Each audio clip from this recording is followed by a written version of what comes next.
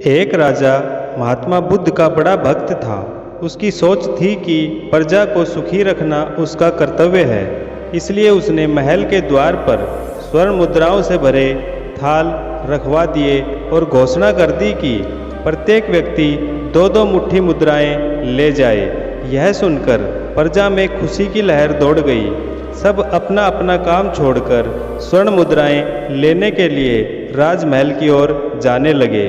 लोग महल के द्वार पर आते और 2-2 मुट्ठी स्वर्ण मुद्राएं लेकर चले जाते।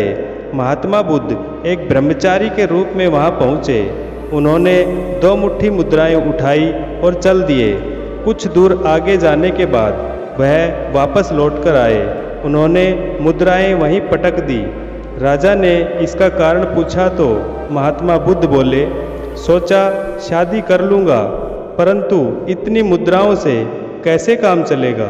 राजा बोला, 2 मुट्ठी और ले लो। महात्मा बुद्ध ने 4 मुट्ठी मुद्राएं उठा ली और चल दिए। थोड़ी देर बाद वह फिर लौटकर आए और बोले, शादी करूँगा तो घर भी चाहिए। राजा बोला, 2 मुट्ठी और ले लो।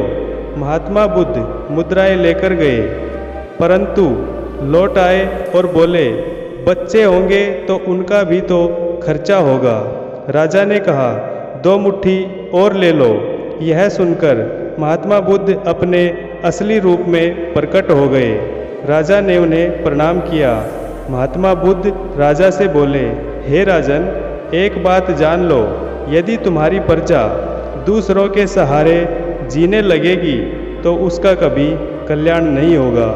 उसे परिश्रम करके आजीविका पाने का रास्ता दिखाओ, तभी प्रजा सुखी रहेगी और उसका कल्याण होगा। महात्मा बुद्ध की बात सुनकर राजा को अपनी गलती का एहसास हो गया। ऐसे ही और अच्छी अच्छी वीडियोज़ के लिए please like, share and subscribe my channel. Thanks a lot.